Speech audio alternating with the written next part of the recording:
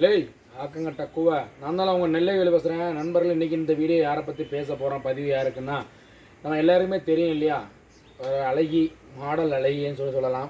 டிக்டாக்லேருந்து ஒரு புகழ்பெற்ற ஒரு மாடல் அழகி நம்ம இலக்கியா. அவங்கள வந்து எல்லாருக்குமே தெரியும். அவங்க வந்து டிக்டாக்லேருந்து ஃபேமஸ் ஆனவங்க, இப்போ வரைக்கும் ட்ரெண்டிங்கில் போய்கிட்டு இருக்காங்க. இப்போ வந்து அவங்களுக்கு ஒரு பெரிய பிரச்சனை.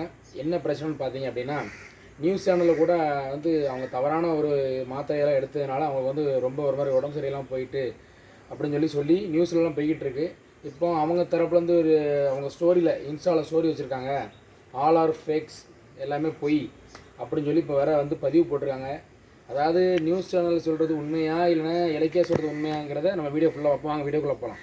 நம்பளே இப்போ வந்து பார்த்திங்கன்னா டிக்டாக் இலக்கியா வந்து நம்ம அந்த ஊட்டச்சத்து மாத்திரை இருக்கலாம், உடம்பு வந்து அழகாக்கிறதுக்கு சாப்பிடுவோம்ல, அந்த ஊட்டச்சத்து மாத்திரையை வந்து மது அதிகமாக வந்து அவங்க குடிச்சிட்டு அதுக்கப்புறம் இந்த மாத்திரையை வந்து அதிகமாக போட்டாங்க. கேட்டால் ஃபைட் மாஸ்டர் திலீப் சுப்ராயன் அவரோட இது பிரச்சனை அப்படி இப்படி சொல்கிறாங்க. அது என்னதுன்னு அவங்களுக்குள்ள தெரியும், நமக்கு என்னென்னு தெரியாது. இப்படி வந்து என்னாச்சுன்னா அளவுக்கு அதிகம் மது இருந்துட்டு இந்த மாத்திரையை வந்து நிறைய போட்டுட்டாங்க.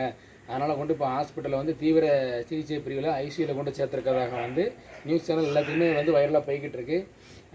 ரொம்ப மனசு கஷ்டமாக இருக்குது. ஏம்மா இலக்கியாமல் நீங்கள் வந்து தனியும் ஒரு ஆளாக இருந்து ரொம்ப கஷ்டப்பட்டு இப்போ தான் வீடுலாம் வாங்கினீங்க, கார் வாங்கினீங்க, நிறைய டான்ஸ் ப்ரோக்ராமில் கலந்துருக்கீங்க, வந்து சோசியல் மீடியாவில் உங்களுக்கு நிறைய மில்லியன் ஃபாலோவர்ஸ் வச்சுருக்கீங்க. நீங்கள் ஏன் இப்படி ஒரு தவறான முடிவு எடுக்கிறீங்க?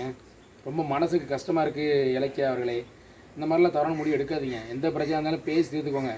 மாத்திரை தின்னுட்டு ஏதாவது ஒன்று பண்ணிவிட்டு நம்ம வந்து ஒரு செகண்டில் போயிடலாம். ஆனால் அதை எடுத்து முடிச்சதுக்கப்புறம் அதில் வர்ற நரக வேதனை, அந்த வேதனையை வந்து அனுபவிக்கிறது ரொம்ப ரொம்ப கஷ்டம்.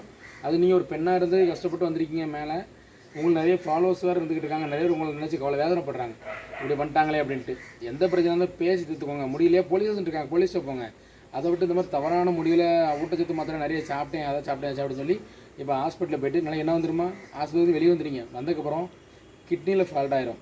அதிகப்படியான மாத்திரை போடும் என்ன உடனே கிட்னியில் ஃபால்ட் ஆயிரும், கிட்னி ஃபால்ட் ஆயிரும், உங்கள் லைஃபே ரொம்ப போயிடும். அதனால் தயவு செய்து இந்த மாதிரி தவறான முடிவுகள் அந்த மாதிரி எதுவும் எடுக்காதீங்க, சரிங்களா? இது உங்கள் நல்லதுக்கு நான் சொல்கிறேன், கண்டிப்பாக ஏற்றுக்கிறீங்கன்னு நினைக்கிறேன்.